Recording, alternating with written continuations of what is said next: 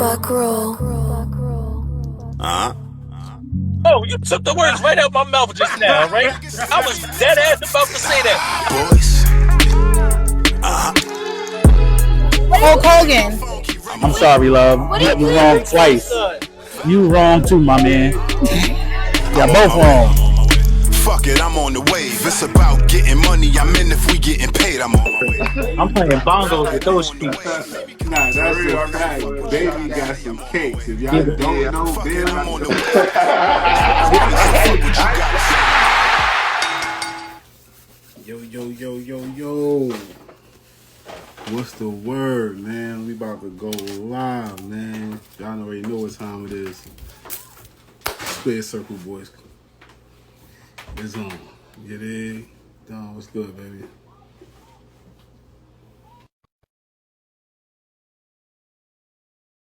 Yo, Brandon, what's good, bro? You real belt collector, my fault. The real belt collector, my G. Tap in with Lucky, Lucky Yo, Rose, your guy. Tap in with Kane.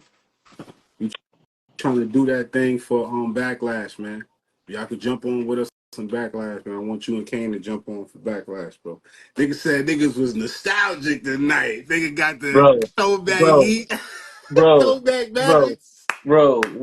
We are, if we don't discuss this, we never discuss this. We don't discuss Never, this shit. You heard? never. They don't understand. They're not gonna understand this. The city Everybody shit gonna is think that this shit real. is planted. Yo, This, yo, bro, that's niggas is gonna crazy. think that we plant this shit, And bro. we We don't. really did not. That's some real G shit, man. Yo, Yo, son, that's crazy. I see I got my boy Real Axel Bryant, so y'all already know we got a little special guest joint going on tonight.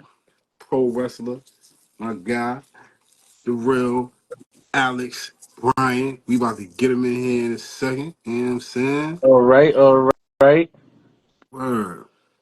Hell yeah, bro. But yeah, man. Dope motherfucking jersey, my boy.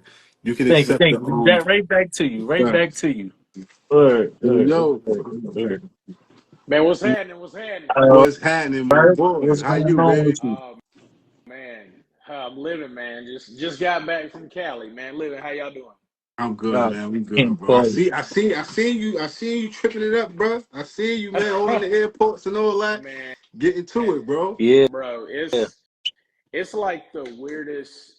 Just like being where I'm from, Mm-hmm. right? So doing the shit that I'm doing is bananas, bro. Like, and like folks from where I'm from, they'll hit me and be like, "Bro, are you really such and such? Are you really going over here? Like, man, how did you do this or whatever?" Because like, bro, when I tell y'all, I come from like some shit you can't even find on a map unless you zoom on Google Maps. I'm Right. not bullshitting you. Like, it's crazy, man, for a cat like me, bro. Really, and I say this as humbly as possible, man. Like, Mm. I'm really blessed to be able to do the shit that I'm like able to do and be around the folks that I've been able to be around so far. You know what I Right. mean? mm-hmm, Right. mm-hmm. Respect, bro. Word, And that's word. real shit. You gotta be humble when you walking through this type of this thing in life, bro. Because you know what I'm saying.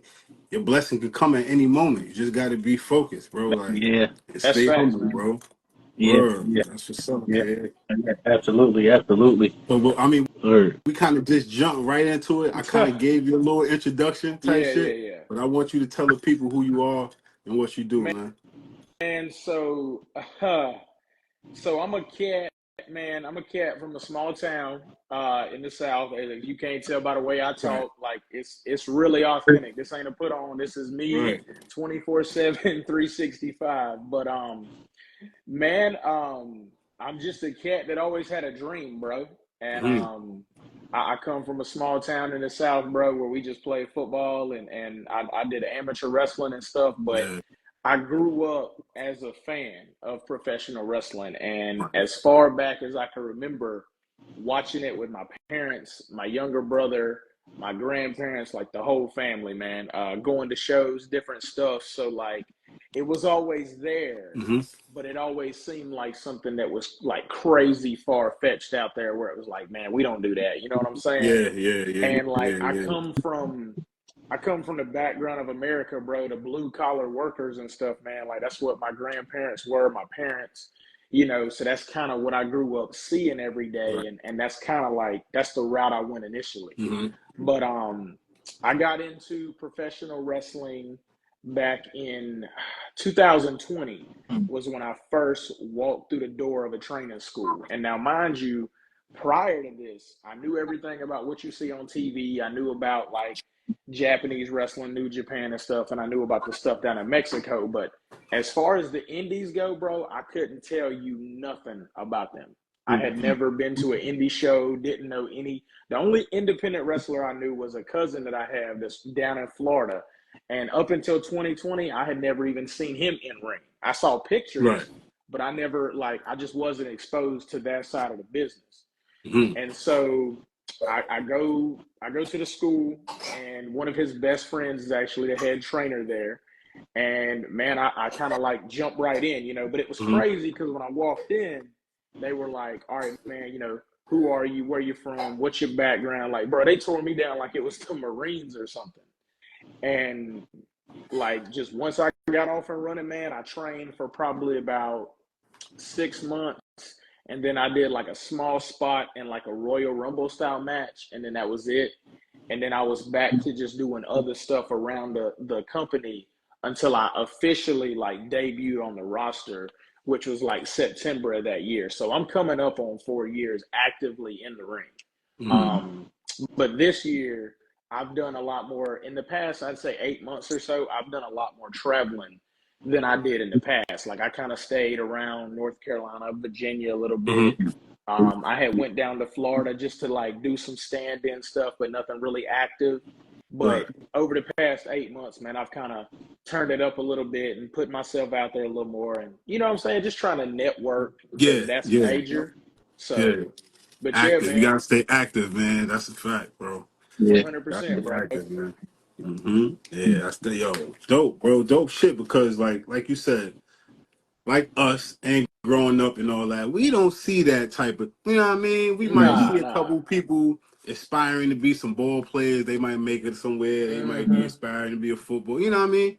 But wrestling, we don't see that shit. And it's real shit. There's nothing wrong with it, bro. These dudes are making millions of dollars.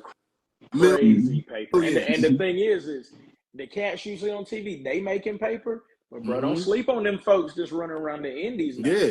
Oh yeah, cats running around the indies, bro, driving Range Rovers. Yeah, they making in Miami and stuff. Yeah, bro, making a killing, bro, because folks have more access to that. You know what I'm saying? Right. It's crazy, bro. And your name is your name. I see, I see cats. They get a little stint in the NXT or WWE or whatever, and even after that's over, they go to the indie route.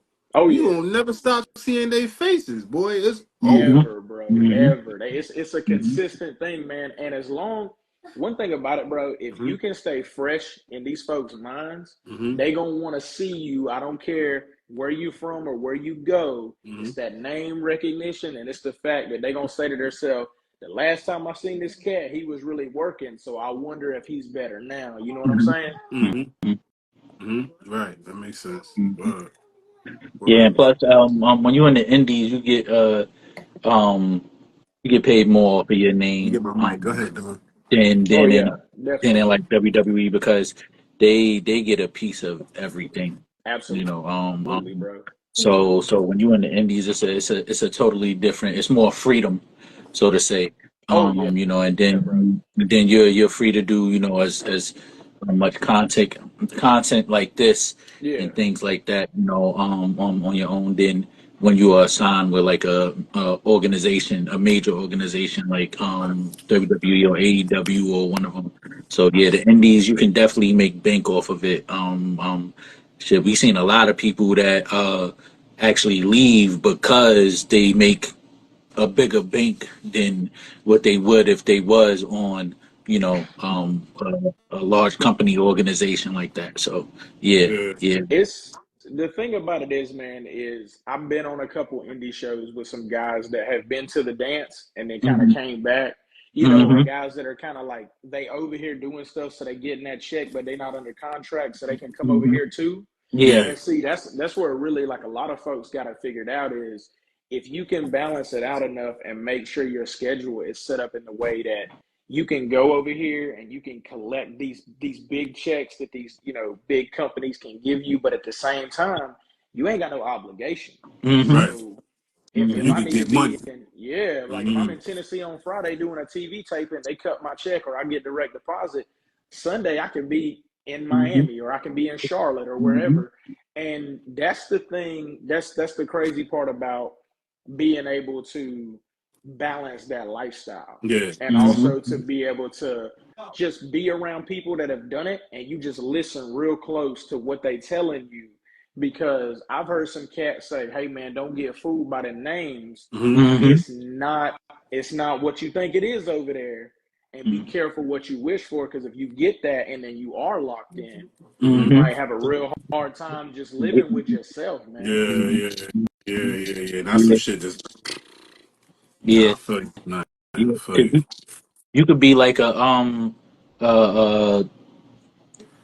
Deion Oh Sanders, like when he was Mm-hmm. going to yeah. play football on Sundays and then going to play baseball on Wednesdays and shit like that. You know, Yeah, like for prime real, time. like you know, yeah, Yeah. and you know, still be killing it, Yeah. cause I mean, listen, I I know, like I follow this shit heavy, so I absolutely know I be seeing, and I stay in tune with it. So yeah, yeah, Yeah, I um, definitely. um, Nah, go. I'm, And the it's thing is, uh. man, is when you get around some of these cats, you know, it's always kind of awkward at first, because Mhm. really and truly, man, like humans gonna be humans, right? So like you don't ever really truly know who somebody is Right. until you're in their presence for an extended amount of time. Mhm. Mm-hmm. So, but I will say it's crazy, because you know they always say like don't meet your heroes and stuff like that. But Yeah. man, early on in my career, I was exposed to some cats that I watched like on TV or like when I was back in school and stuff. Mm-hmm. Kind of standoffish at first, because you don't really want to be like no fangirl and shit like Yeah, that. yeah, yeah. But Facts. you You want to trying to be chill, keep close your enough. cool. Yeah. You want to be close enough where you can listen to what they're talking about, because I've always been a type, I can peep game anywhere around anybody, right? And these cats, man, they'll drop little nuggets on you, and they Mm-hmm. won't say nothing else, but they'll drop them. And then it's up to you to pick that up, unroll it, Mhm. and figure out what's going on, and then on to the next, Mm-hmm. right? So I was fortunate enough early on in my career to meet people like that. And then continuously over the course of my career, just being, just sitting in meetings, like talent meetings or production meetings around some of these people, or working backstage and being close with them. Mm-hmm. And they talking to somebody else. And it's not really like you ear hustling, but you just waiting, because you know eventually they're going to drop some knowledge on you. Yeah, And yeah. I've taken a lot of the stuff they said, man, and it's crazy, because there is no roadmap to doing this shit at all. Like people gonna tell you, oh man, go train, go to the gym, eat right, do this. Okay, cool. Anybody off the street can do that, Right. right? You really gotta have a mindset for what this business will do to you, and you gotta make it yours. Like Right. you gotta take a hold of your own destiny, man, and you know, listen and be a sponge and shit like that. But at the end of the day, man, you really gotta forge your own path. Like at the end of the day, that's the bottom line of it. Yeah, I believe you. I believe you with that, bro. I believe that insight is definitely true. Like, I'm a big documentary type guy. Oh yeah. So I go back and I really go listen to these cats talk and in between the lines and shit like that. And like a lot of them really got to being where they got to be by, like you said, listening and take advantage of that motherfucking moment. Like Mhm. this time Yes, right sir. here. You know what I'm saying? So you definitely right, Mm-hmm. bro. Definitely, Yeah, definitely. yeah, absolutely, absolutely. Appreciate that info. Oh Word, yeah, man. man. It's really like it's kind of like this, bro. The game of professional wrestling has always been the same. The only thing that Mhm. changes is the faces, Hmm? the exposure, and the name of the company. That's it. Don't nothing else change, bro. It's the same shit. It's just a new generation of people that come along, and it's crazy because it's folks that you'll see now, and you be like, Hmm? "Damn, bro, look good," or "He good in the ring, he got a good gimmick," or whatever. And if you do any type of research and you see like where he come from, you like, "What? He was doing what?" You know what I'm Facts. saying? And it's That's a Mhm. like, fact. why? That's You a know, lot because of cats. you can't even picture that, right? Because you're like, Hmm? that's not him, bro. It's so many people. It would blow your mind. Some of the Hmm? like the shit they throw at you when you first kind of get in, and it's like, hey, we need a name. Hey, we need a gimmick. Hey, we need, you know what I'm saying? Who you gonna model your style after and shit like, you know what I mean? And it's, bro, cats be all over the place, me included, bro. I've done so much different shit, and just, man, You gotta find out it would blow what's your fit. You mind. gotta play with it, bro. Like the Yeah. Undertaker wasn't always the Undertaker if y'all ain't know that.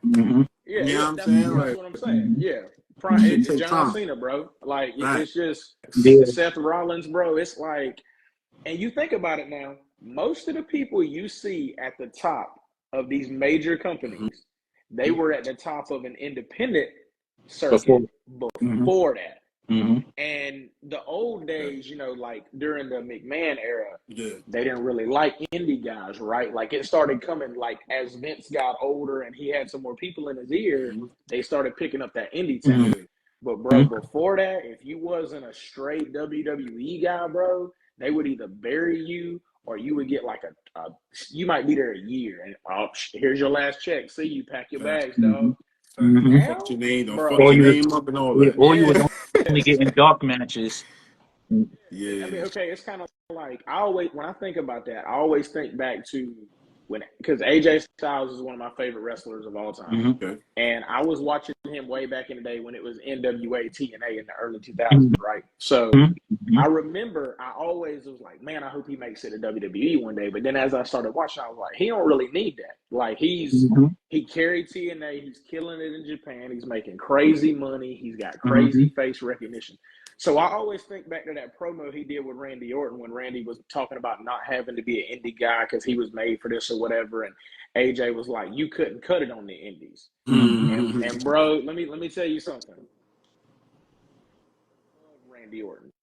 Love Randy Orton, right? But 22-year-old Randy Orton would have wouldn't have made it. Indies, bro. Wouldn't have made it. He wouldn't have made it. Absolutely, I can totally agree with that. And dude, he wouldn't have made it. I'm a Randy Orton stan, bro. I think he's one of the top 5 greatest of all time. You know what I'm saying? But if we being real, we really take a chance to look back at it. And cats don't want to get in their feelings about it. If you really and truly think that you could take that 22-year-old clean baby face, half-ass tattoo Randy Orton and put him over there with AJ and Chris Sabin and Christopher Daniels, or put him over there in Japan with the Bullet Club, Kenny Omega, bro, they would have chewed him up, dog. And I'm just like, being in the business has taught me that reality does not match up with fantasy a lot. That's just, you know what I'm saying? And like I said, I love him. I ain't knocking, bro. He one of the GOATs, top 5 all time.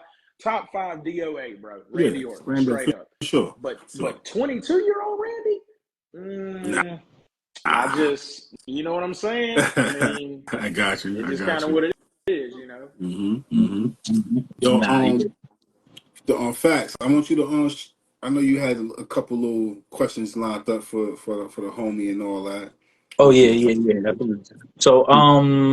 So what is your favorite match that you had so far? My favorite match that I've ever had? Yeah. So far, because you still got a long way to go. So right now, out of every match that you had, what is your favorite match that you had so far? Okay, so I got 2. Okay. So, and I'm gonna drop these names on y'all. And what I want y'all to just do me a favor, do me a solid on this. When I give y'all these cat names, I want y'all to look into these cats. They all over social media. They on the indie circuit with me. We done fought each other and tagged, and I want y'all to look into these cats and potentially bring them in too, because they got knowledge. But we looking them up right now, brother. You heard as you speak. We looking them up. I got the laptop and I'm ready to go. Let's get it. Right. So my first one, and it's in no particular order. These are just my top 2. So I just wrestled a guy back in November of last year, I believe. His name is Jim Stone, right? So Jim Stone? He's a big dude. Yeah, Jim Stone. GEMSTONE. Jim Stone. So what promotion am I for, brother? He's all over the indie circuit, but he mainly operates out of Ring Wars, Carolina, which is in North Carolina. So, yeah. So wrestled a guy, and bro, this match is on YouTube. Y'all can peep it. Okay. So it's Alex Bryant versus Jim Stone, and it'll be under like Ring Wars Carolina Battlegrounds. It's from, like I said, like I think November. I may have my date off, but I think it's November last year. But big dude, bro, strong, super agile in the ring. You know, just solid dude, right? So he's about 6'3", 260, I think. I mean, he's diesel, you know what I'm saying? Yeah. So we had a match because at the time I was the Allied Independent Wrestling Federation's Mid-Atlantic Television champion. So now me and this cat, like we go at it, bro. You know what I'm saying? Because I'm not a huge dude, bro. I'm right at 6 feet. I'm like 180. He's 6'3", 260. You know, big dude, right? Yeah, we go at it, bro. It's like it's bulls locking horns, dog. And we had that match, bro, for the title, and it ended in a draw because the time ran out or whatever. But bro, we beat the hell out of each other for like 20 minutes, bro. Like I did this crazy like Billy Kidman style dive to the outside. I did I love Shelton Benjamin, right? Because he's from my home state, so I've always been a Shelton Benjamin guy, bro. I did the leap to the top, Hurricane Rana Frankensteiner off to the middle. Damn. We just, y'all was going crazy, bro. And let me tell you something. Ahead. Any day of the, I'm gonna tell you like this: any day of the week, any promotion, any state. If you book Alex Bryant versus Jim Stone, money, dog. Like, and I'll bet my life on that at Candy, bro? No. That was I think the one you looking at now. I think that was from a couple years. I done wrestled this cat probably 20 times. Yeah, I'm looking at something from 2001. No. It'll be 2020. It should be 2023. Yeah. Okay. I think it's home. It might be Homecoming. It's either Homecoming or Fan Appreciation 2023. Okay. But it'll be me versus Jim. I think there's 7 matches on the show or something like that, or 4 or whatever. But I think we're either match 3 or 4. I can't remember exactly. I'd have to go back and look at it. But yeah, bro, we tore it down that night. Yeah. Like we did everything we had to do, bro. I think I got the Gemstone cat right here. This is the right cat. Yeah. He's big. Yeah. Yeah, I got it. Bald head dude got a beard. Yeah. Yeah, man. That's we be going at each other's necks, bro. We be on the internet talking cash shit to each other. You know, and for everybody that's watching too, when we edit this thing up and we throw it up on YouTube, I'm gonna have the pictures of everybody he talking to slide across the screen. So make sure y'all go check out the YouTube, subscribe. Oh, my man right here just commented on and dropped the link. I think it's Homecoming 2023. Jim Stone versus Alex Bryant. Yeah, that's it. That's it right there. Lit. Good looking, my guy. That's the one, man. Yeah. Bro, when y'all watch that joint, when the bell rings, you gonna get a vibe, and you gonna be like, okay, these cats, because bro, that's a day we wrestled like the motherfucking rent was due. You know what I'm saying? A 20-minute match that ain't light, bro. Yeah, it's not. We went to work, dog. Like, man, we really went to work on that one, bro. Like, respectfully, bro. Man, that's a main event match in the WWE, nigga. Let me tell you something, bro. I've been telling cats for you, here's a quick backstory. When I walked in, the first time I had a training match, he was the guy that was standing across from me, right? Now, mind you, I'm green as goose shit, bro. Like, I don't know nothing. This dude done been around for a while. He done traveled, all kind of shit. But, you know, we trained together. We traveled together and stuff like that. Yeah. And it was, like, you ever just been around somebody and you just know there's something there? You know what I mean? Like, you know in your mind, and you can't really put it into words, but you like, it's some chemistry here.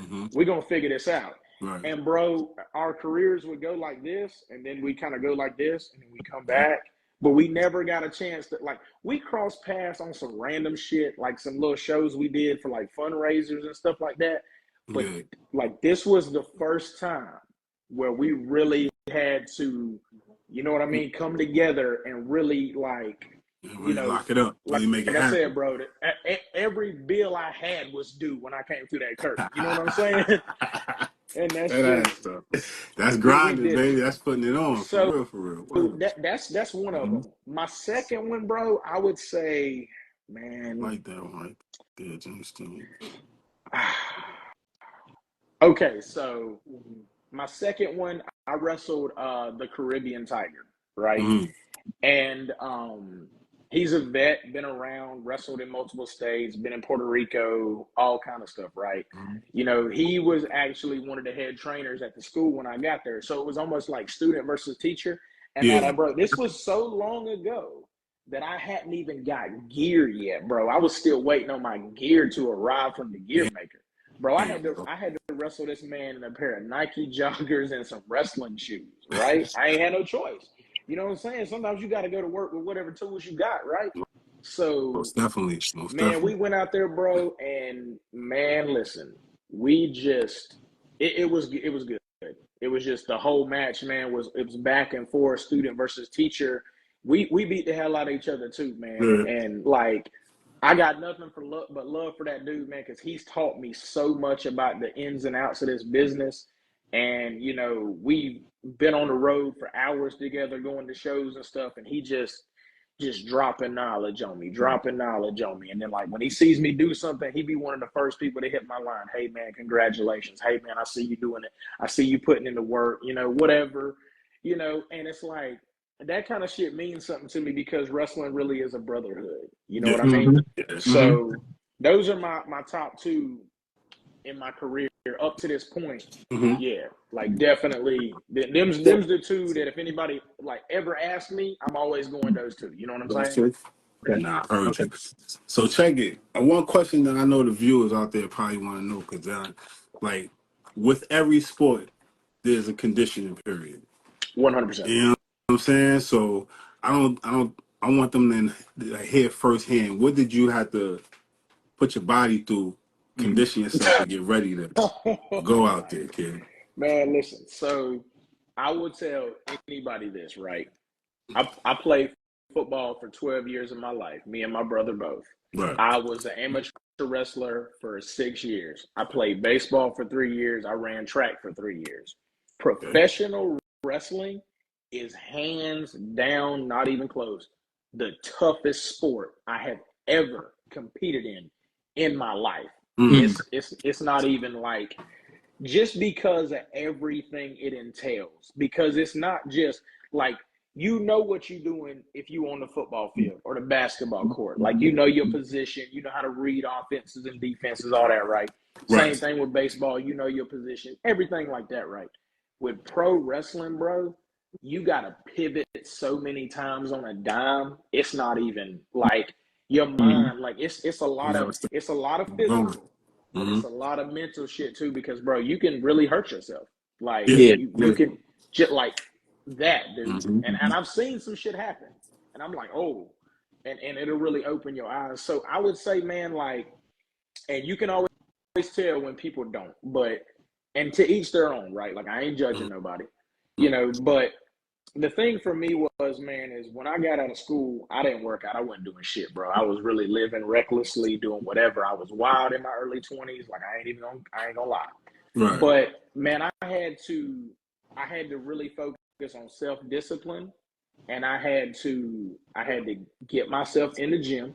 I reached out to a personal trainer. He's to this day, this is 3 years ago, he still writes all of my all of my workouts Right. and talks to me every week to get me through it.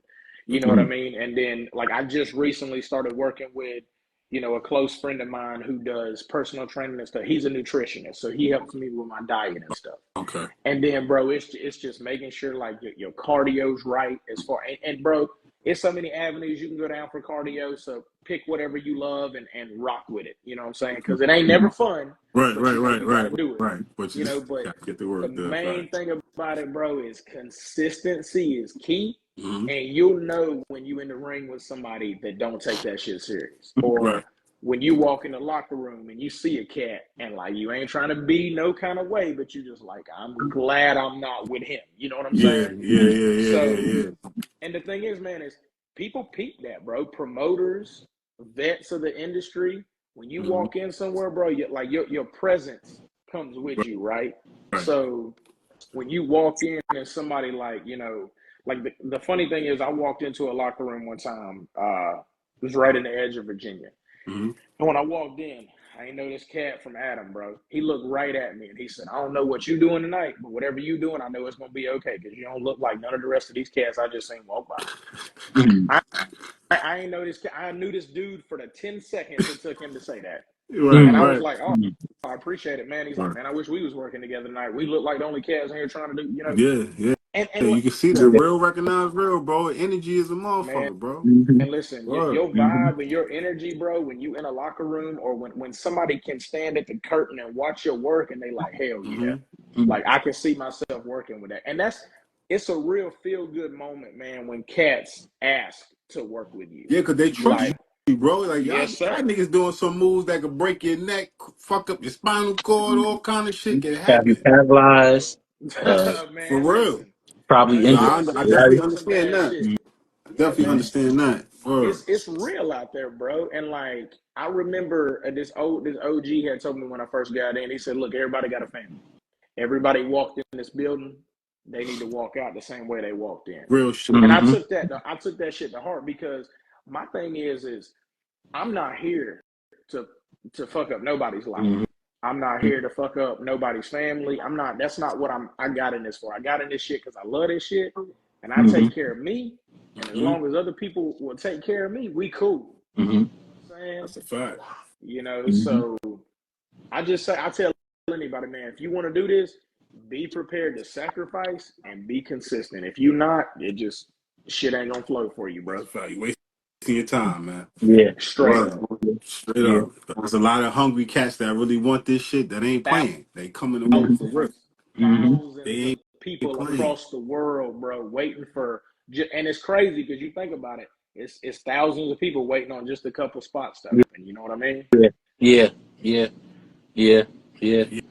And I ain't gonna lie. we hear about it a lot too with people who, like you said, it's 1,000 and then it's a couple of spots and they go ahead and they do it intentionally, Yes, just sir. because they're trying to make sure that they get that spot. So it's hard on both ends, you trying to be in there and, show your worth and show your value, and then you got this person that's standing next to you and they probably might not be in the best shape you are, or they probably don't take it as serious as you do.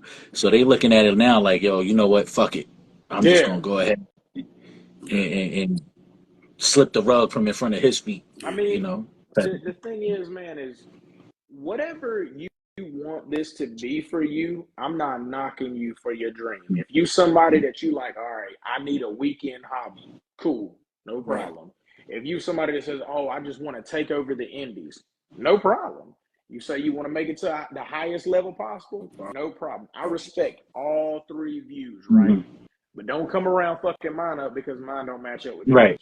Because I promise, get there, brother. Please, you know what I mean. I'm not gonna roadblock you. So please don't do it to me. You know what I mean? Absolutely. All right. So, give us your Mount Rushmore. Oh, okay. Hold on. Oh yeah, this always Now, get interesting right here, baby. all right. So I gotta ask because I see a lot of people fuck up on this question and they don't ask. So I always prepare myself. Right. What do you want me to base my? Are we doing 4 or are you doing 5? We doing 5. 5, right? All right. Now, what am I basing my? Am I basing my 5 entirely for a career? Entirely.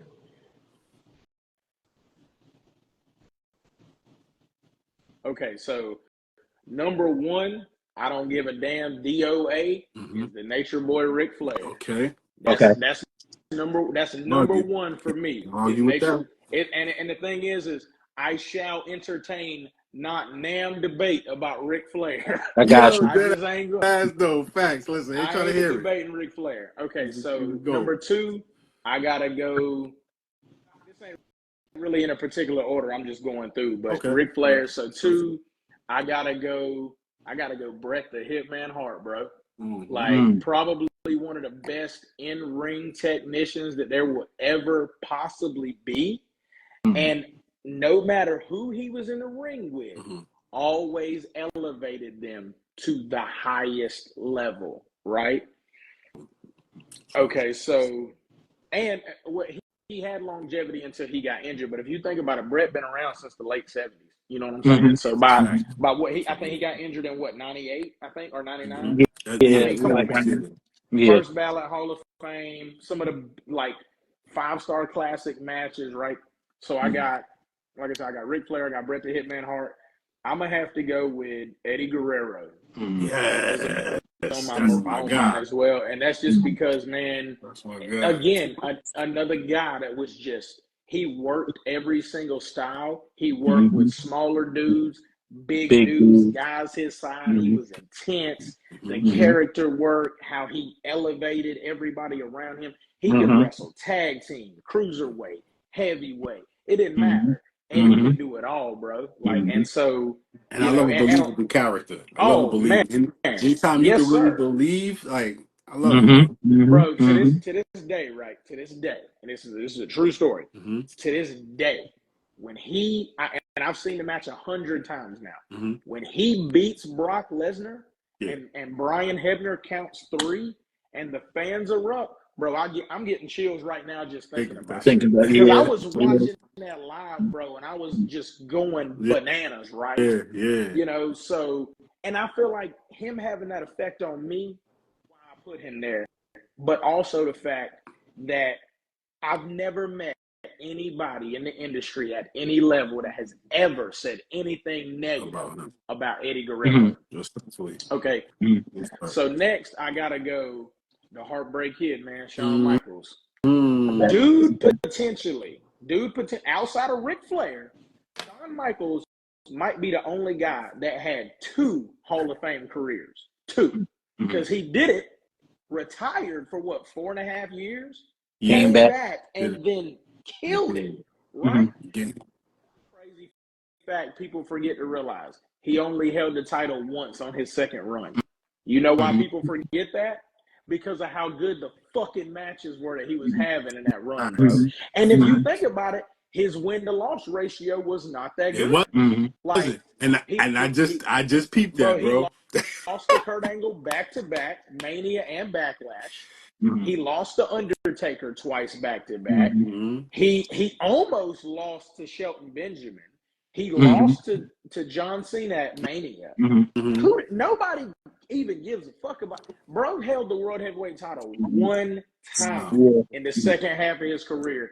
And still, nobody even harps on that because he was having some of the best matches that anybody, to this day, bro, stand the test of time, right? So let's the see. Elimination Chamber matches, bro, and all that he was him and Batista Triple H. after he beat Ric Flair. Yep. Like Because let's see, he beat Triple H. He won the Elimination Chamber. He had that crazy triple threat match at WrestleMania 20 with Triple H and Benoit. He had that crazy ass fatal 4-way where you remember he super kicks John Cena. John Cena falls back on Randy Orton to retain the title. You know what I'm saying? So, like, bro, it's just he's so yo. I forgot. Like I said, I'm just a documentary cat, so I can't remember which one it came from. But even Ric Flair said it himself. He like, yo, bro, Shawn Michaels, bro. He like, bro, you don't even realize the dude is so great in the ring and entertaining that you don't even realize that he lost. Bro, he said, yo, he lost so many matches, but without him, matches all time is him versus Kurt Angle at Mania. He lost, dude. Just watch that match back. Guarantee you, at the end of it, you're gonna be like, I don't even give a fuck that he lost because the match, bro, was just bananas. Right? It's kind of like this. Nobody remembers that Steve Austin technically lost to Bret Hart, right? Because he bled out. Okay. Nobody remembers that. You know why? Because the fucking match was bananas. You know what I'm saying? But okay, so I got Ric Flair, Bret Hart, Eddie Guerrero, Shawn Michaels. Last one.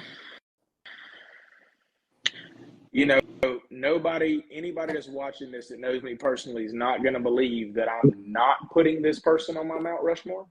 Yep. Niggas called you out quick, bro. He said, hold on, bro. Listen, No, right? if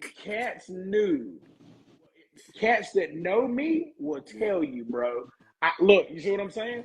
Cats that know me will tell you that dude right there. I'm not gonna say his name because it's in the comments, but that dude right there has been my idol. My mom's on here watching this live. She will attest to it. Look right there. See what I'm saying? Hey, my mom will attest to this. Yeah, my mom will attest to this. That dude constructed my whole cool phase of who I was growing up. From the time, bro, like 98, 97, 98 VHS tapes. I'm watching this man. I got action figures. I got cardboard cutouts of this nigga. Who didn't of that man, bro? He was my guy. But if I'm doing my 5 of my Mount Rushmore, he gonna have to be an alternate just because he left for so long. You know what I mean? But he's my hero. I'm gonna tell you, if I ever meet him, my heart gonna skip. I'm gonna lose some years on my life. If I got to go 5, oh my God. Cat's about to really judge me for this. Stone Cold. I knew it. I said it's Austin the Undertaker. I said it's Austin the Undertaker, bro. It ain't no way hell. Dude, that's come on, bro. It's kind of like, okay, it's kind of like this. If a cat come to you and be like, man, give me your top 5 rappers of all time, you gonna freeze first, right? Ain't you gonna freeze up like, oh shit? Because now I need to know what we basing it off of, right? So if I'm basing it off of the entirety of careers and what they did and what they did for the business, I love The Rock. He is my top number 1 favorite wrestler of all time. That will never change. I don't care who the hell they book tomorrow. Right. It will never change. He's my guy. I followed everything he ever did in his career. I used to practice raising the eyebrow every day. Bro, I lived with my grandma, bro, in high school. And when my homeboys would come pick me up, I would pretend to be The Rock, walk out of my grandma's porch like it was the stage, and I would always look to the right and like smell my way back to the left. I lived life like I was that dude for real. Bro, listen, and my girl's on here, so I can't say too much. But in my early 20s, my whole game was modeled after Dwayne Johnson.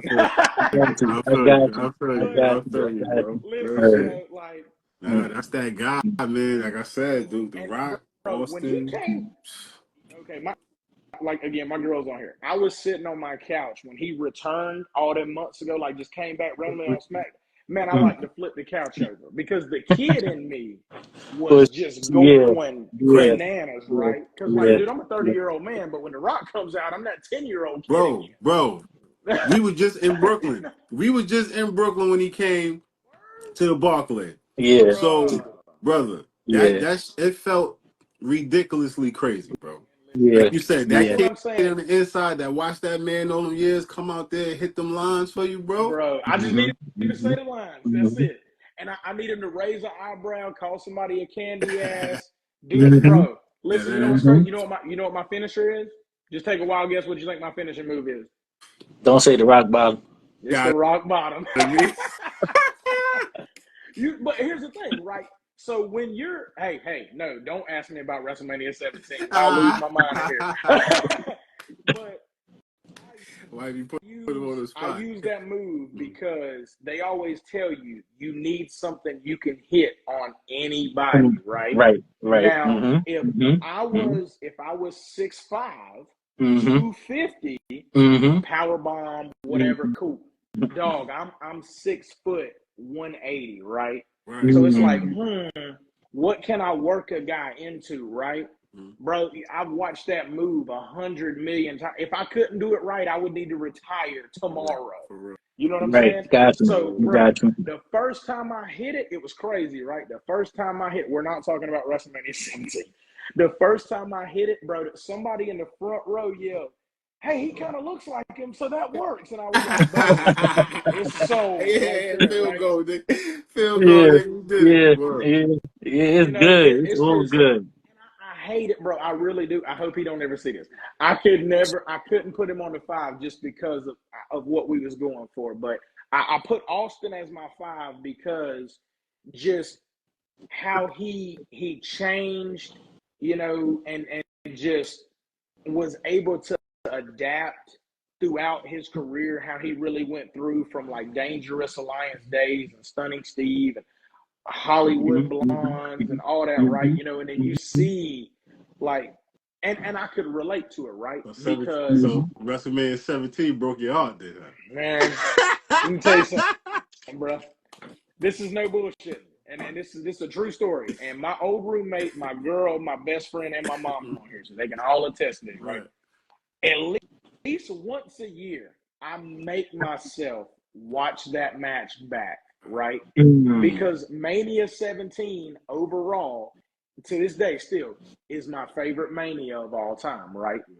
And another match on there I love is Triple H versus Undertaker. Love that match. Love the promo build up. It was it was awesome. You had the TLC 2 was on there. My favorite Mania, right? So once a year, I force myself, or I watch the pay-per-view, and when it gets to the main event, I already know what's happening, right? Yeah. But I'm like, should I? And then I make myself do it. Last year, when I watched it back, I was washing dishes during the finish, but I threw a cup slam across the kitchen.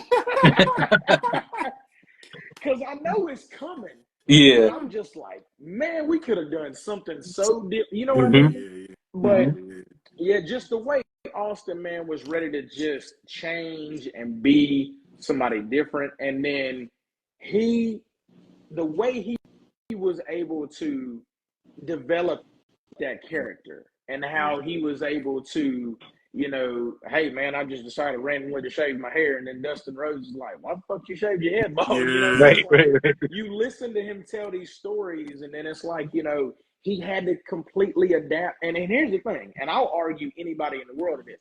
People say, oh, man, Steve wasn't a technical wrestler. He couldn't, go with these new guys. I'm like, pause. Y'all motherfuckers clearly don't know your history. The man broke his damn neck, right? So when he came back, he had to adapt a new style because of his limitations on his body. Right. You see what I'm saying? Okay. Triple H, right? Surgery on both legs. You realize early in Triple H's career, he did some stuff off the second rope, right? Now, later in his career, what did he cut out? He cut that shit out because he knee. You know what I'm saying?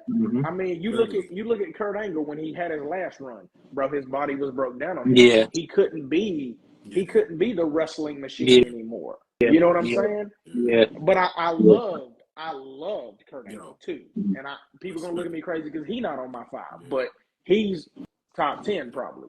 But yeah, man, just the way Austin was able to do that, man, and in his matches with Brett and Owen against The Rock, beefing with Vince, the stuff with him and Triple H, and like I think it was when he came back in 2000, 2001, those 2 years, like just some of that stuff that, and it's crazy because I had an uncle that if y'all met him, you'd be like, damn, that motherfucker remind me of Stone Cold Steve Austin, because he really does, and I told y'all in the beginning, I grew up blue collar, right? Stone Cold ain't nothing but a blue collar badass from the redneck bar down the road. And I grew up in a farm town, so somebody's daddy was always looking like Stone Cold Steve Austin, you know what I'm saying? So I loved seeing that, bro. And it was just like he was in your face, and it was middle finger to the system and to the man. And I was like, hell yeah, bro. He was the man, bro. He was everything he was wanted to be. So him and The Rock, like I said, though, they kind of molded us, bro. Like, he absolutely changed the game. Yeah, bro. Like, I don't care if you was watching wrestling. I don't care how cool you are. I don't care what you do, bro. The Rock and motherfucking Stone Cold had something to do. Bro, listen. Everybody in the world was mimicking them. Everybody in the world was mimicking them. Bro, everybody. Man, I got in trouble in elementary school for DX shopping cats. Right. You know what I'm saying? And suck it. And, my mom looking at me crazy like, boy, I know damn well. Yeah, we all caught a couple taps upside the head for that one. You know what I'm saying? So you're already, bro. I'm 30. But I can be at my grandma's for dinner or something. My mama can give me and my brother that look. And, boy, I have instant flashbacks when I was a kid. And I know She ain't even got to say nothing, bro. I know she ain't bullshitting. And I'm a grown ass man, dog. But Facts. she, Mhm. And it still work. It Word. still work. to this, Yeah. bro, my brother got kids, and she'll look at him, and I'm like, he a grown man with 2 kids and a Like, wife. up, Like, nigga, damn. you in trouble. hmm hmm Nigga, you in Yeah, trouble. Listen, yeah. Word. listen. But I'm pushing. that's my I'm pushing. five, You know, man. I ain't even gonna tell you how old I am. All right, but when I walk inside my grandmother's house to this day, all right, the person I am now is different than the person that walk inside her house. All right, so Damn right. I tell you that. Agree. All right, Damn right. Agree. all right. Yes, Damn sir. right, bro. I might be Mm-hmm. young and reckless, but when I get over there, I am an upstanding citizen of the community. Absolutely, absolutely, absolutely. Dead ass. Word, word, word, word, word. Word, So, man. all right. What made you choose this as a path for you? Man, I'm gonna be honest, bro. So before I got into, and some people might know this, some I don't know, but before I got into becoming a professional wrestler, I actually was pursuing a career in acting and modeling because cats always was cracking jokes like, "Oh, light skin." My football coach in high school used to tell me there was me and one other light skinned dude on the team. He'd be like, "I don't know why y'all play ball. Y'all look like Abercrombie models and shit." So it was always a joke, right? And like, bro, I've always had a baby face, clean cut and shit. You Yeah. know what I mean? So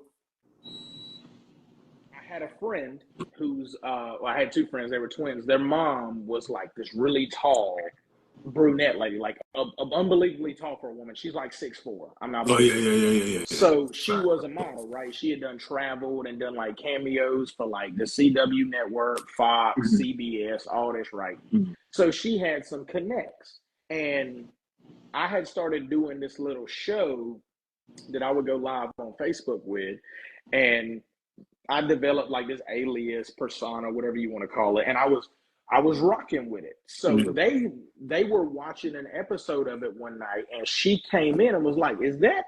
And called me by like my government name, and they was like, "Oh yeah, he does this," and she was like, "Oh, tell him to come talk to me. I might have an opportunity for him." Okay. Cool.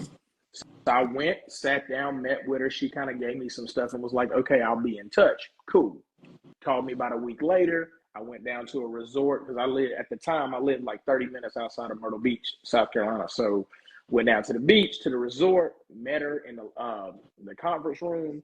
We sat down, did a Zoom call with this other company that's out in Tulsa, Oklahoma. I don't know if they're still open now, but anyways, so bro, like on the spot, like a 30-day deal Right. with the like implications that I had to do this photo shoot to really like be evaluated and then be asked to join, right? So I signed that. I go do the photo shoot like 2-3 weeks later.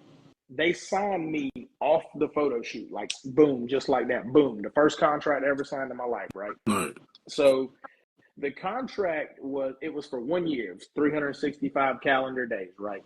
So I go, I meet with all these people, I do this stuff, I start taking these acting classes, I'm doing Zoom calls, all kind of shit, right?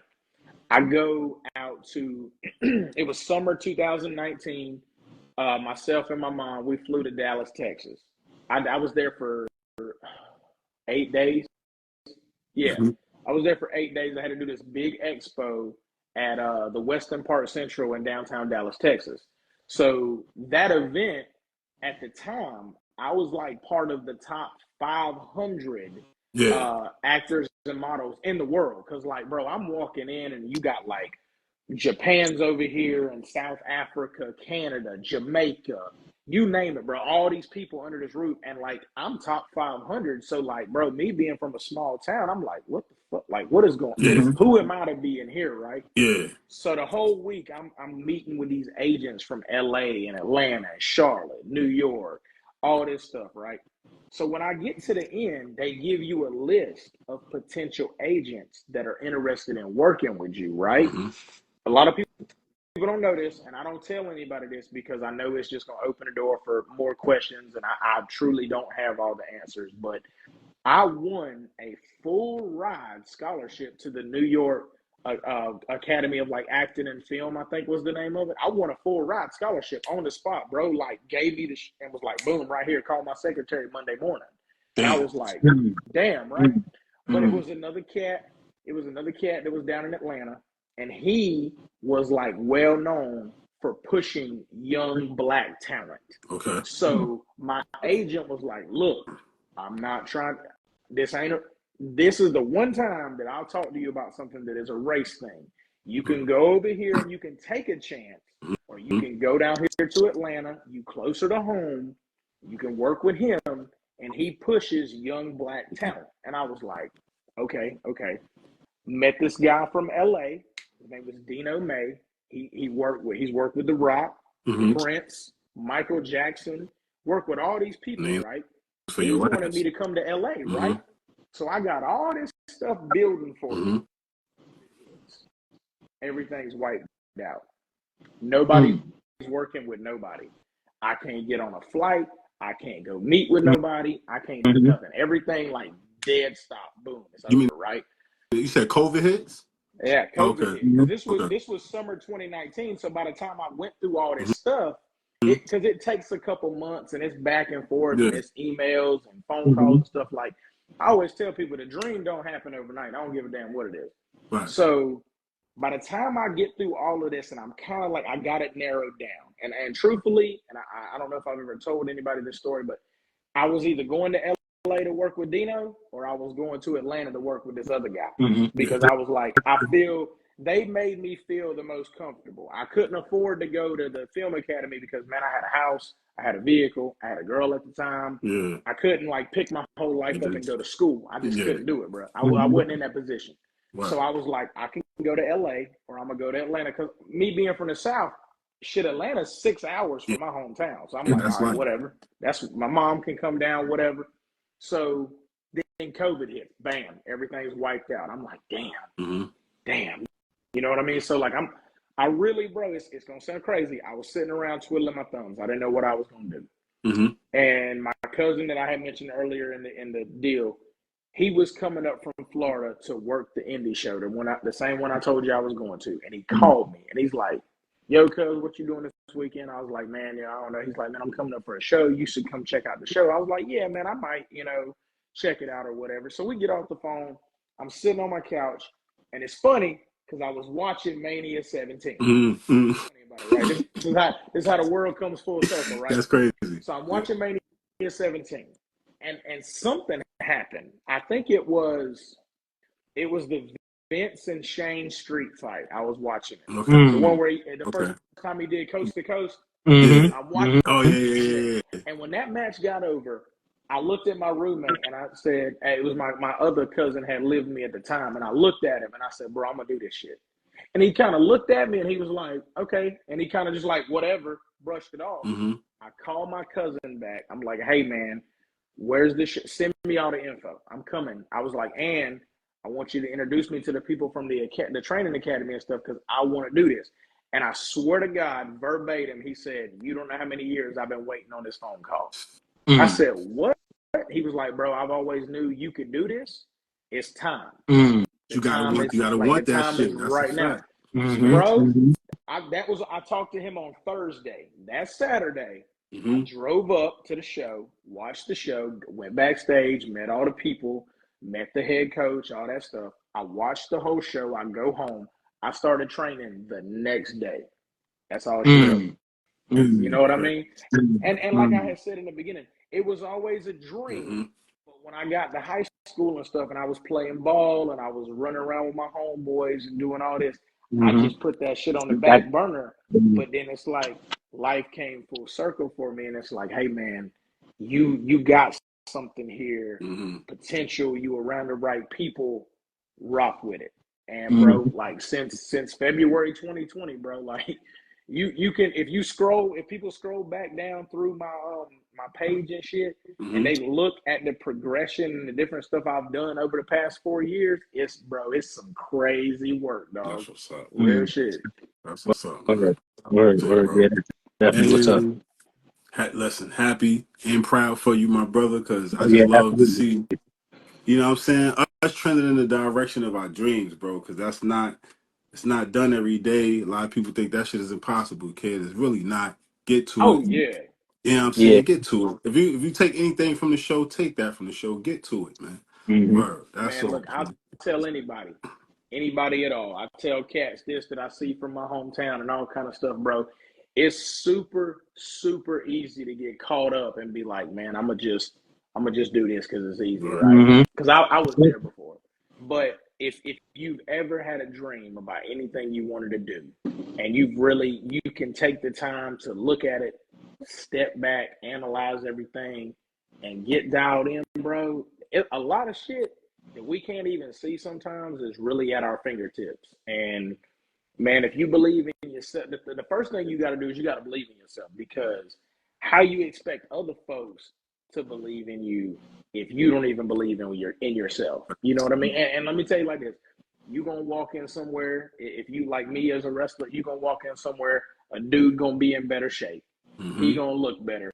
He gonna be taller. He gonna be stronger. He gonna be faster. Mm-hmm. Okay, so Right. listen. Have you ever watched a wrestling program? Don't nobody on that bitch look the That's same. a fact. No. Everybody different. Mm-hmm. You know what I mean? So, Mm-hmm. you know, Dude, you. if you believe in yourself, man, and you can market that about you, and you can carry yourself with a level of respect, Right. and you can hold yourself accountable. It's just like you had mentioned earlier. People peep vibes, man, and you can fake a lot of shit in this world, bro. You can fake a lifestyle, your financial status. You can't fake energy, and you can't fake a vibe. That's some real shit from the a motherfucker ain't even talk to you. Yeah. And Mm-hmm. just you walking up on them, you like, or you like, oh, okay. You know what I'm saying? Mm-hmm. Right. That's the Right. only two ways it can go. You either gonna fuck up off rip, or somebody gonna say, I ain't really sure yet, but I kind of like this cat. Yeah. You know what I mean? Yeah. Absolutely. Absolutely. It's That's a crazy. major key. Yeah. You know what I'm It's saying? crazy you say that. Cause I had somebody that I just met. I mean I just met him. You Yeah. know, I was at work and just met him, Yeah. talking to the guy, whatever. And then I don't know how we got on the topic of wrestling. Right? Got on the Yeah. topic of wrestling, and then he goes and he's like, "Oh man, he's a big wrestling fan." So I'm like, "All right." So now we're talking about. He's like, "Hey, he was like he's training right now. He's training to be a wrestler. He does some work with MLW." Right, so Yeah. he does some work with MLW. He's training with MLW and stuff. And They he was got like, some "Yo, I young just signed a talent in MLW. yeah." He was like, "I just signed a contract with them, you know, and everything." And so I'm like, "Oh snap!" So I'm like, "All right." He like, "Yo," he like, "You should come to wrestling school."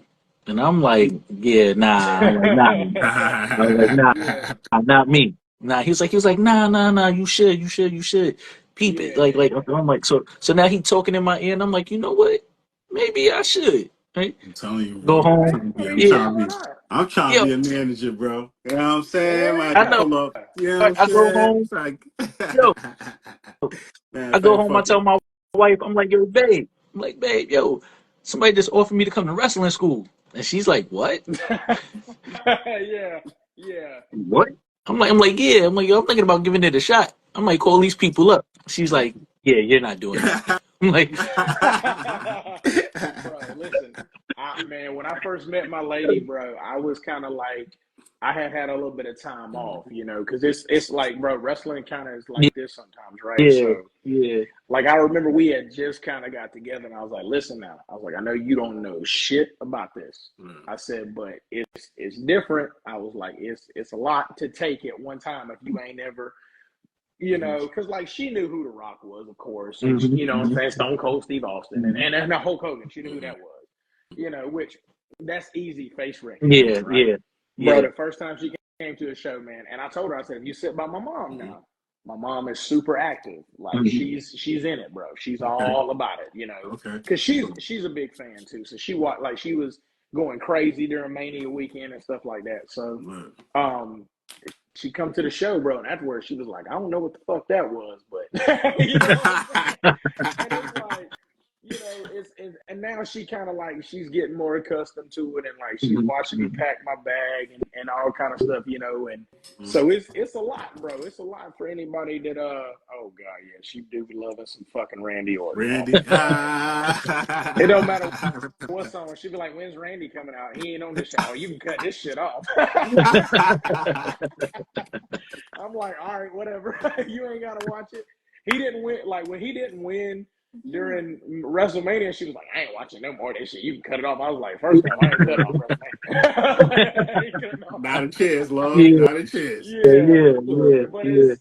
it's man, it's a different kind of like. Oh, I see y'all trolling in the comments now because y'all know I love Rant. Man, y'all whatever, man. But it's it's definitely a lot, man, for people to take in. Like if you really don't know, and the thing is like I would never say anything to discourage anybody from doing it, but it's so stupid.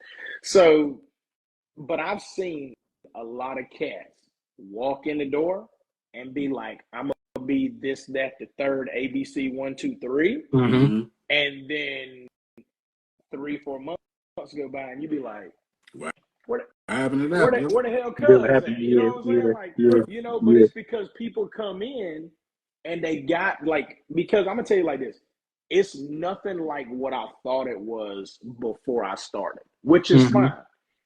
I have a different view of it now. When I watch the product, I watch it through a different set of eyes than the old me did because I know kind of what's going on. But I've seen a lot of cats come in, bro, and they want it and like, I want this, I love this, this is gonna be my life, I'm gonna be this guy, I'm gonna be that guy, and then maybe they get a little momentum, and if something happens and they crash out or shit don't go their way, or it's not what everything they thought it was gonna be like that, man, cats are hanging up.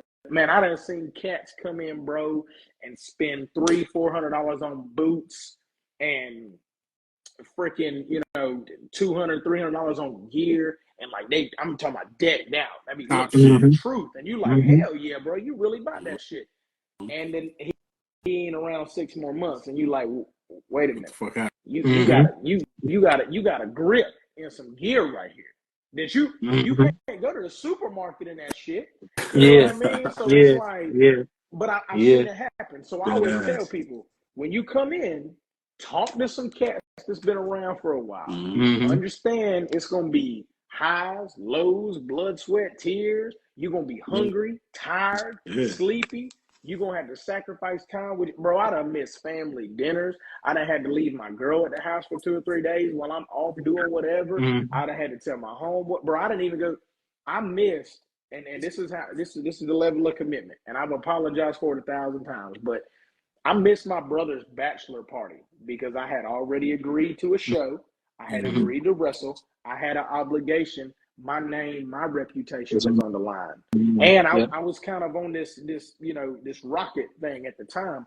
And I just I remember his fiance, wife now, but had hit me up and was like, "Are you really not going?" And I was like, "Listen, I'm sorry, but I signed up to do this, and I knew what I was signing up for. So there's gonna be sacrifice. You got to sleep in a car sometimes. You got to stay at shitty ass hotels because of the crazy ass fees and shit. You gonna go to these podunk ass towns where you look around and you like, I do not need to be here. Or as soon as this show's over, hey my man, get the fuck in the car. You know what I'm saying? Like you checking yourself when you walking through the parking lot and shit. And man, you walk in this as an indie guy, man, you walk into some of these venues and you like, what the fuck? It's middle of the summer, ain't no AC in the building. Or it's wintertime, you freezing cold, you in the back in a jumpsuit, you take the shit off right before you go through the curtain. It's just a lot of different levels and aspects to the game that cats just never see if they're not in it. So I tell people, if you want to do this, you better be willing to sacrifice a lot of shit in your life, because if you're not, and you're not afraid to tell people, hey, I can't make it, or hey, I got to go early, I gotta catch this flight, or I gotta jump in this car. It's not the life for you, bro. It's really like, you break it down, it's the life of a gypsy. Right. Real shit. Right. Absolutely. Definitely agree with that. Or Yo. Also, guys, and the viewers, we getting close to our hour mark. So usually Instagram, they just cut the live. So we have to cut and then jump back on. Y'all know what's going on. Did y'all have, I know I get long-winded, but did y'all have any more questions about like a favorite match of mine that I have, or anything like that? Or I kind of get the feeling that that WrestleMania 17 match, but Dead ass though. All right. boy. So Torture. since you are a little bit older, right? Before Yeah, the Rock and them, right? Who did you look yeah, up yeah. to when it came to wrestling? Man, really and truthfully, dude, like if I'm thinking back to when I'm conscious enough to really say I was a fan, it really did start with Rock and Austin for me. Like I know some All right. cats from I back in the got you. day that I've went back and studied and watched and stuff. Like I like Dean Malenko. I like Mm, Arn Anderson. I Yeah. like Barry Windham.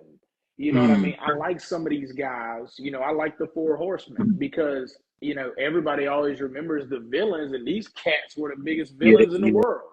yeah, And yeah. and I look at somebody like Kevin Von Erich and the way he wrestled and how he was just in crazy good shape Mm, and stuff like that. And I wasn't around in the '80s when these cats was at the top, but Yeah. yeah, I've studied yeah. them. Him and But when his it really brothers was in started, excellent shape. Devon did but when it really Harrison. started, and I'm conscious enough to really remember when I can say I was a fan and I could not wait to watch them, it really started with Rock and Austin, man. That's when it really Yeah. took off for me because I was, let's see, I'm 30, so yeah, yeah. Rock and Austin was they were my guys, and then shortly Okay. after them, it was AJ Styles. Really was a huge fan of AJ Styles. Mm-hmm. Cena came around, and like Brian, gonna lie, I was a fan of the Doctor of Thugonomics, and then Ah. I was into C Nation, Chain Gang Warrior, bro. I had the Chain Gang T-shirt and shit, like so. I mean, it's just different cats, but I, there's people that I love now that I hated back then. Mm-hmm. Like I used to hate Triple H with a passion, Whoa, but whoa. as an Nah, adult, that's a fact though. He was definitely my a heel of heels dick, too. bro. He was my heel of heels, my nigga, like for real. Like but I I, respected the nigga. like You know what I'm saying? I listen, respected him, you listen. know what I mean? But he was just like Triple H is my goat. All right, Triple H is my goat. All right, so Yeah. so I follow Triple H ever since he was in WCW and all that. Before he even came Isaac. to yeah. So Yeah. like Triple H, he was my goat. All right. Well, I hated him, but I now like as a not only as a fan, but as a worker myself, I Right. understand why he was who he Who he was was. because Yeah. if you take Triple H out, right now, mind you, during his reign of terror, I really despised this dude so bad. And every time he got his ass beat, I was like, finally, my God, because the dude was like, he was like Mr. Freaking yeah, yeah. Incredible, and I hated it, Facts right? though. Facts though. But when I look back at why he had to be who he was, Mm-hmm. and I look at how he cut that promo with JR, and he's like, I am the fucking game, like Mm-hmm. that shit is like legendary, right? Because if you think about it, it was just a nickname. But Mm-hmm. he's the only dude who played the game, mastered the game, married the game, and is Mm-hmm. now running the game. Yeah. Facts. That ain't just a Facts. name no more. Nah. Mm-hmm. He really is That's the way the of life. Mm-hmm. entirety of. That's the And the way of thing life is, for my man. and if you listen to him talk about how he became who he was and the people that he studied to become as good as he was, because, bro, second to none in ring, bro. Like, and I understand that now. But Mm-hmm. back then, boy, I was like, man, cut this off. Like, Yeah. I was Cut this always nigga waiting off. for like the Rock's music to hit or Stone Cold's music because I knew his ass was catching a rock bottom or a stunner, and I was like, please get his ass. You know what I'm saying? Like, but it was different people. Like Yeah. I like the Hardy Boys, I like the Dudleys, Yeah, I that like Rob whole Van Dam. I You ain't know what gonna I'm lie, saying, man. That whole attitude era was a time for me, and I bro? always tell people all the Ruthless time. Aggression era was straight too. Yeah, Yeah. it definitely was. Yeah. It definitely was. I Yeah. mean, like I Yeah. just that just set it off for ruthless aggression. You know what I'm saying? Like, Nah, straight up. Mm-hmm. but fucking yeah, man. But being that we're on this right now, how do you feel about the direction that the WWE is going now with the whole with the whole new Paul event take over and all that? Like we really seeing it come to fruition now. What you think about it? I think that it's exactly what the whole world of professional wrestling as a whole, not just WWE. I think it's what we needed. Right. Because and here's the thing, I don't give a fuck what he did in his personal life. Let me say that to start with before anybody jumps on here and says some dummy shit. I don't give a fuck what he did in his personal life. That's not what I'm here to discuss. On a professional level, with professional wrestling, there are very few people that can compare to what Vince McMahon was able to do and what he was able to give us for so many years. Yeah. Okay. Now that I said that, I'm going to say this. If Vince would have left 10 years ago, we'd have still been okay because of the people that are pulling the strings, right? Right. So with Paul Levesque, Nick Khan, The Rock now, and other people that they have on this board of directors and people that are really kind of like, they dropping dimes in ears and they saying, oh, let's do this and let's take this out and let's go back. These people are listening to the fans. Whereas Vince, for so many years, everything he did, that dude woke up every morning and pissed gold when it came to WWF and WWE. And I'm just saying. Put anything on the motherfucking live. Family. And the crazy thing don't is, give bro, a damn. so much shit that we ate it up, bro. Yes, because it was good shit. Yes, But then it's like we all started to realize like it got stagnant, then it got bad, then it went back to stagnant, and there was that like little glimmer of hope. It never got over the hill. You see what I'm saying? And then you think about it now, most fans, not everybody, but most fans, when all the rumors started fluctuating that WWE is going to sell, a lot of people was like, ain't no fucking way, bro. Vince is a control freak. He's never going to there's never going to be a time where the WWF does not have a McMahon involved, right? We all probably said that shit, right? Right, so absolutely. Then you think like, okay, well, maybe he'll retire and it'll be Shane, Stephanie, and Triple H, right? And then when they sold out, everybody was like, you know what I'm saying? Because like, what's gonna happen to what we've been watching for the past X amount of years, depending on your age, right? But then when you started to see there was a shift, and it wasn't like that. It was kind of like that slow build. They gradually didn't really know. gave it to us. Yeah. But then they gave you it to us in started doses. seeing. Yeah, it's like they gave you a little bit and it kept you hooked. Then they give you a little bit, then a little bit more, and it just kept. And then, bro, when they really started to implement some of the stuff that we had been asking for years, just saying, hey, man, I want to see this. So overall, man, I think it's definitely going the right way. And I think that Triple H himself is actually more in tune with what we want as fans.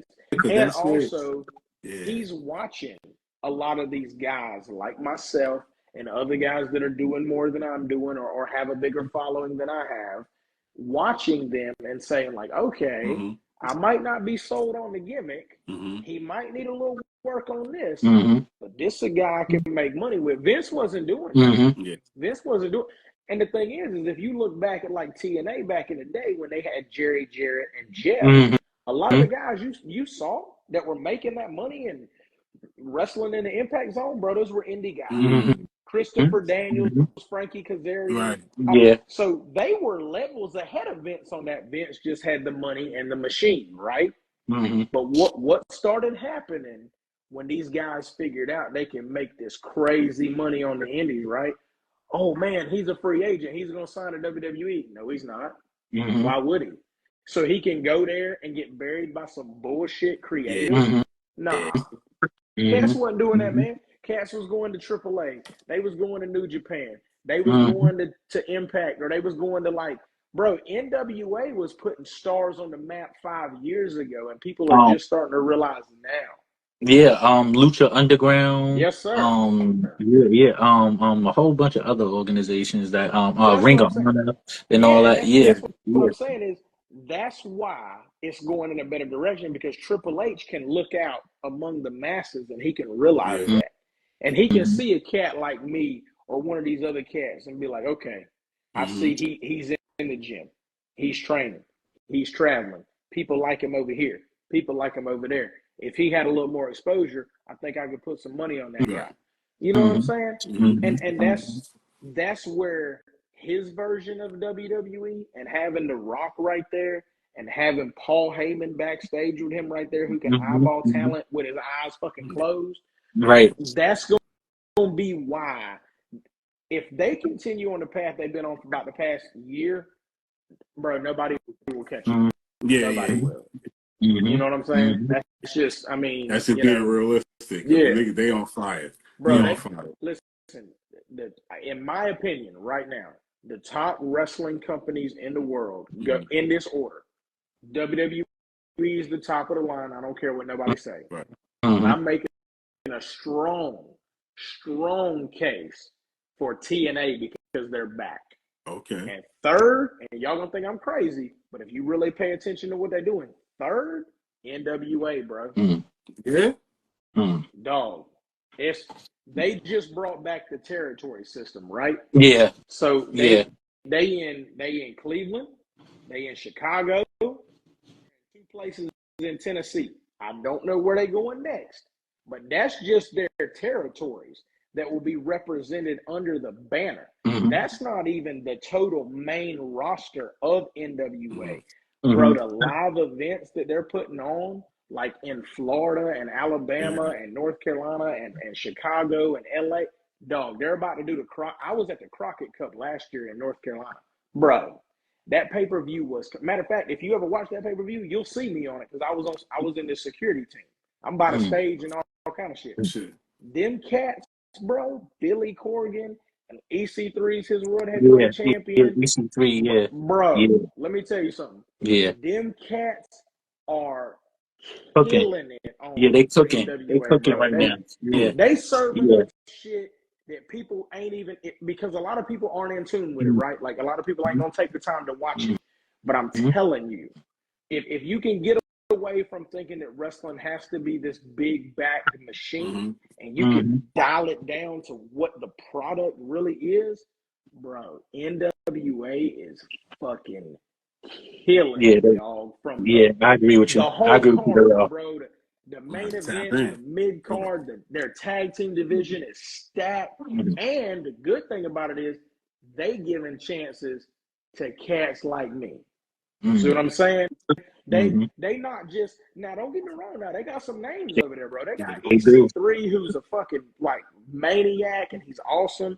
They got Tom Latimer over there, bro. They got Jeremiah Plunkett, who's been around for 20 years. And not to cut you, I just did see an interview with EC3 and he like, and I kind of believe the guy too. He like, yeah, I mean, you know, that all that WWE, it sounds good and all that, but for what he's doing right now, for where he at, he really feel like he could pull that shit up to the next level too. Listen, so like, nobody has put a company on their back outside of Roman. We're gonna leave Roman off because we know what he did. Right.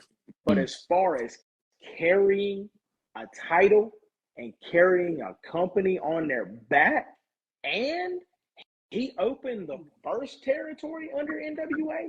He did. He opened the first one. And he has pushed it and fueled it. Let me tell you something. That dude is carrying the title like nobody else. I'm gonna just say totally agree with you. Totally agree with you. Okay. Shit. EC3, he's been a problem for a while. I mean, and then even I mean, I'm happy for him now, especially, you know, because I think that when he was with WWE, they dropped the ball on him. Dude, I've said that 100. You know why they dropped the ball? Because they wouldn't let him be him. They gave him some bullshit. Gave him some bullshit. Yeah, wouldn't let him be him. If he was the same EC3, you know, that the reason why they got him, you know, then we would be having a totally different conversation. But they dropped the ball on him, and where he is right now is perfect. You, bro. That territory system that NWA is running with the 2 companies in Tennessee, Chicago, and they running in Cleveland. I've been on the Cleveland show, bro. I've been on that show. Let me tell you something. I've never been in a more professional locker room. And bro, they give you a roadmap of how the show's gonna go, and that shit is A1 to date. That dude is changing the game. Yes. And the way NWA is doing it right now, bro, I'm telling you, they are killing it. I mean, killing it, dude. So check it out, bro. Can you see the comments that's pinned in the joint? Yeah, I can see. I can open it up and read it a little bigger. Yeah. Okay.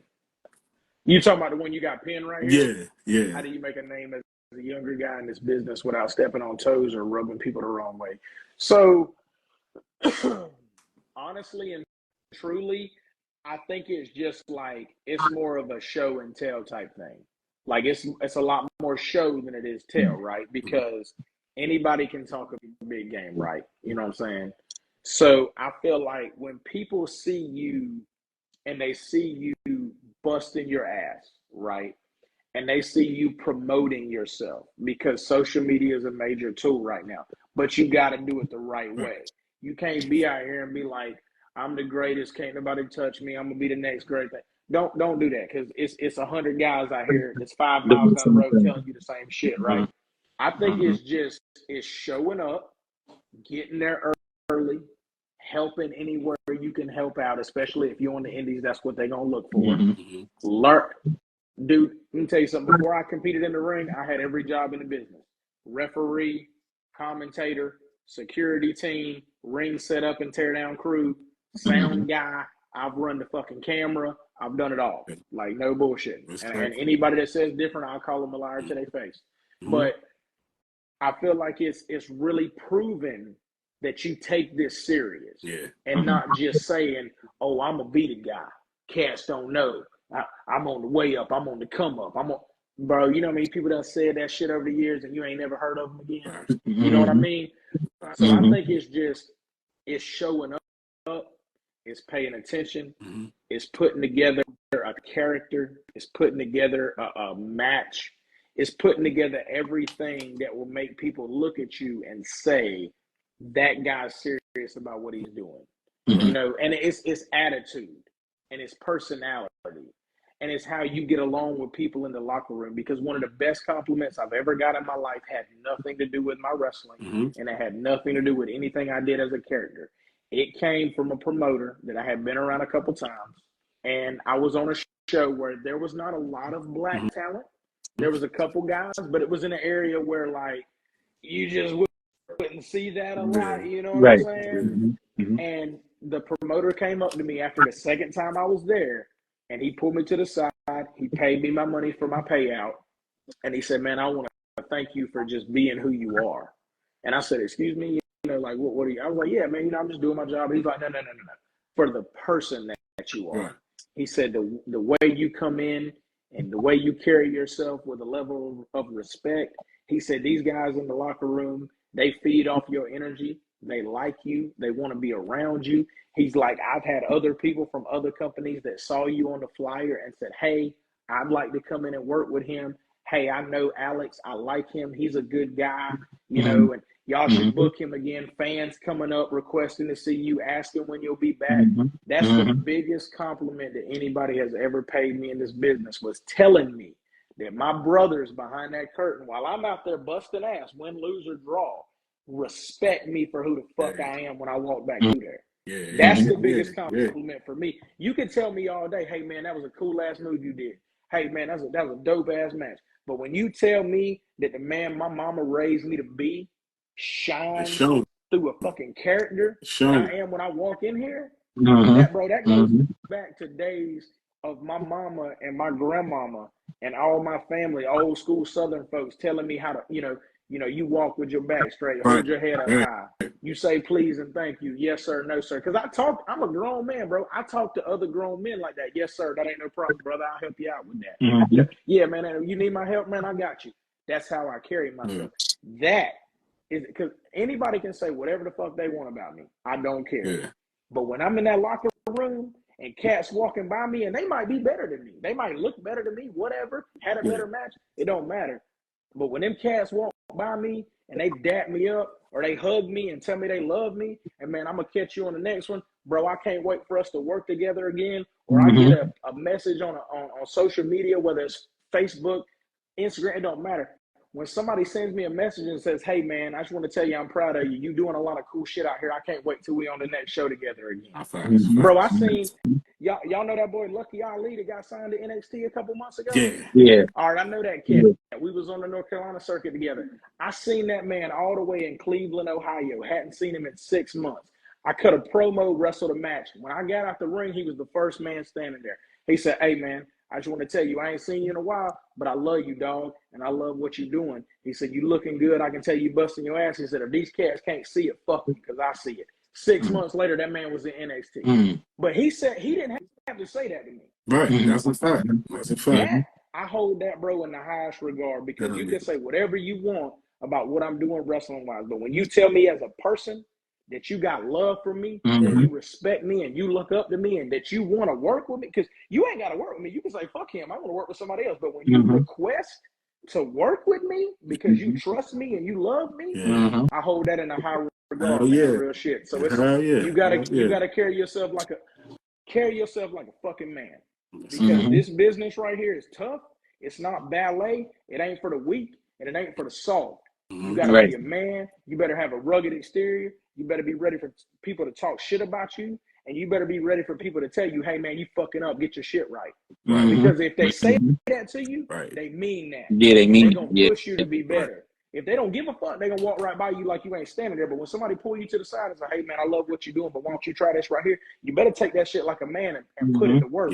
And take your ass back to work. Hey, listen, I got off of a plane at 10 o'clock Sunday night. You know where my ass was Monday? In the fucking gym. Respectfully, bro. If you ain't working, man, you can't talk to me. You know what I'm saying? That's just how I feel about it. And that's not me tooting my own horn. But at the end of the day, I'm a man. And where I come from, cats will tell you can't do shit like that. And I'm living proof that you can. So if you believe you can do something, man, you better take your ass to work. If you can't, don't stay the fuck from around me. Real rap, bro. I don't give a damn. Listen, it's a lot of cats out here ain't done shit but worked the indies for 20 years. Gonna tell you ain't shit. How the fuck you gonna tell me you ain't been nowhere?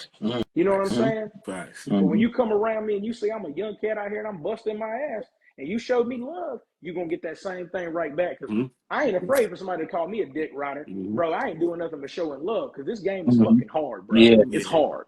And it's a lot of times, bro, you're going to be driving home and you're going to be very unsure of yourself. You're going to find yourself asking questions like, "Man, should I really be doing this? Can I even do this? Am I letting my friends down? Am I letting my brothers down? How do my family feel about this? What does the promoter think about this?" You're going to have people you're going to question yourself all the time. If you really want this shit, you're going to have them conversations with yourself. And if you don't, it ain't real. That's a fact. I'll tell anybody that, bro, because, bro, I done bled. I done sweated my ass off. I done cried tears in the locker room. I done been driving home by my fucking self crying because I was mad about what the fuck I didn't do right. But you know what I did? I dried that shit up like a man, like my mama used to tell me to do. And I took my ass back to work the next day. And the next time motherfuckers saw me, it wasn't the same Alex you saw last time. Win, lose, or draw, bro. I done took my bruises and lumps and I just kept going, man, because it's just, if you want this shit, and I don't care what level you at, if you want to keep moving up and you want to keep getting better, you got to bust your ass. And if you ain't willing to do that, man, you can't be around me, man. Real shit. Just real rap shit. You can't be around me. Real shit, man. Real shit. Respectfully, you heard? Nah, I wholeheartedly agree with that shit, bro, because you got to work, man. Like, for real. And shit ain't going to be easy. You know No, what sir. I'm saying? Like, ain't nothing going to be, especially like, for what you want? Nah. So expect the bumps and the bruises. When I seen you motherfucking, like, real talk, I seen everything you just said really shine through you in that last promo you just cut. Yeah. The recent promo you just cut and shit that I actually found you through there type shit. And I'm like, yo, bro. Word.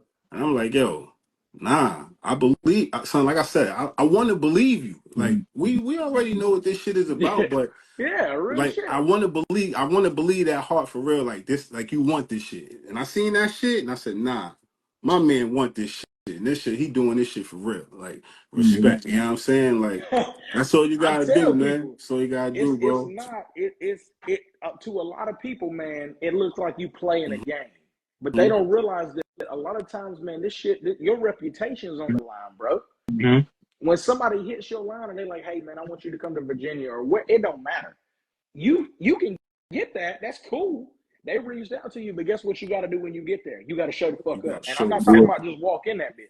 You got to perform. You got to show like everything you've been working for, every single time you walk through that curtain, all the work you put in, all that's behind you now. What the fuck you gonna do with it? Mm-hmm. That's the major thing that cats really be forgetting about. Mm-hmm. But bro, I done seen the time where I done went to training and it's 30 motherfuckers that's supposed to go to the school and it ain't but 6 of us there to bust our ass.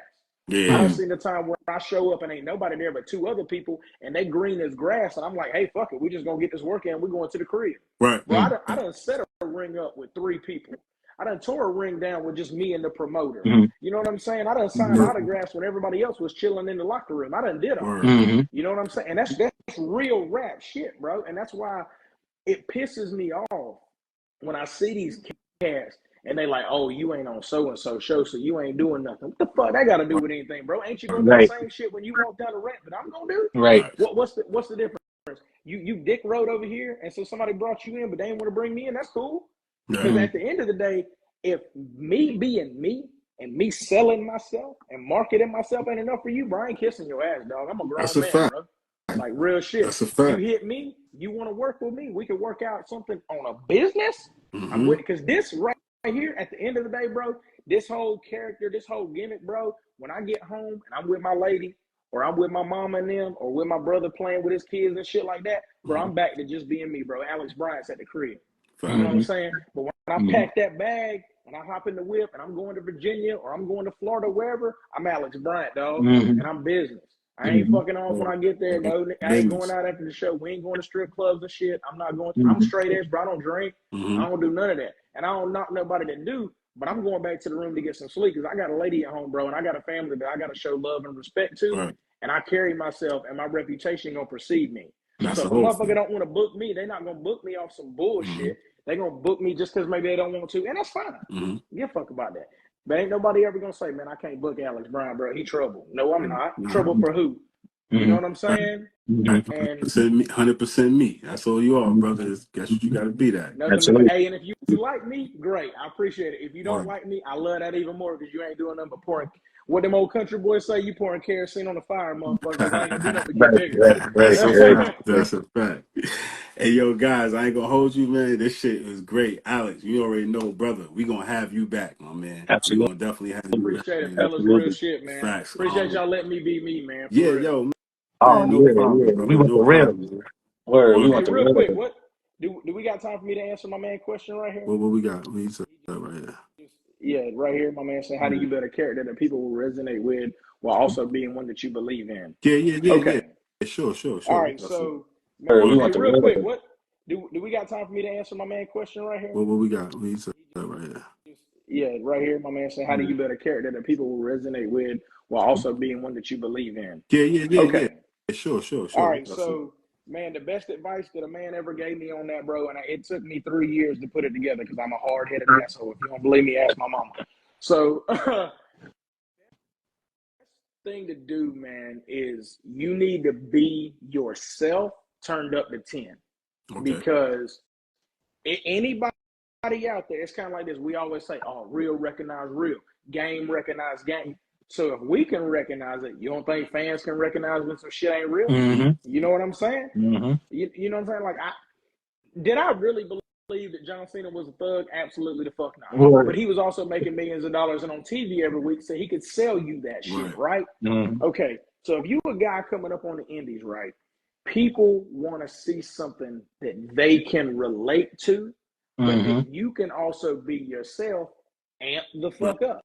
And trust me, bro, I spent 3 years of my career pretending to be somebody that I wasn't just because the name fit the fact that I was a pretty boy and the shit got over with kids and the shit got over with older ladies and it's awesome. Everybody gonna buy a ticket. Great. Truly, I was happy to be wrestling and being on shows and traveling and all that, but I was never happy with the gimmick because at the end of the day, the shit wasn't really me. But I did it because it was just working. But then I reached a point where somebody looked at me and said, hey, man, I like you, but that gimmick fucking sucks. You need to be something better. So the best advice I can give, man, be you. amped up to 10 and do stuff that's comfortable within your realm while at the same time becoming comfortable with being uncomfortable. Mm, Right. Right. mm, mm, Right. Right. That's a mm. whole. That's a Yeah, whole. that's that big facts. I could dig that. I could definitely dig that right there. Yeah. Mm, Nah, real shit though. Real mm, shit. That's some mm. powerful insight, brother. I appreciate that shit, man. I know that Yeah. too, bro. And I say, yo, we gonna pick it, man. Now we ain't got you, brother. You one of the homies. Word, We gonna call you up to pick your brain, baby. You know what I'm word, Man, saying? word, listen. word, Word. word. Anytime, any questions, bro. Listen, I'm a open book, bro. I try to be straight to the point and fluent and speak clear. Look, I know I'm country as hell. Right. That's That's just cool, who I bro. am. But I'm Mm-hmm. always down to answer questions, man. Anything I can within my realm of expertise, because I promise I don't know it all, but I'll shoot as straight as I can with y'all, because that's just anybody that know me will tell y'all that's just the type of cat that I am, bro. Facts. Facts. And listen, perspective is that shit valuable, more valuable than currency. I'm telling you. Pay attention, Yeah, Man, man. listen, yeah. can't You put a can price really tag you on can grab knowledge, a bro. jewel or two out of what somebody is telling you. That shit can Mm-hmm. really Mm-hmm. The thing Take you is, to the next level. bro, is Yeah, yeah. knowledge is power, because once you have the knowledge, can't nobody ever take that from you, bro. Hey, motherfucker can rob your wallet, steal your car, burn your house down, take your girl, all that. But what they can't do, Facts. Mhm. 'Cause you got So all the know how to get it back. You did. yeah, I'm and Listen. trying then to and tell you. then everybody, everybody that you spoke of, or that we've been speaking of on these high pedestal levels, Mm-hmm. they all say the same thing. They listened, they paid attention, they learned the craft. If somebody told them, "Hey, listen, I like you, but this not working for you. Let's try something else." They took heed. And that's how they got to where they are today.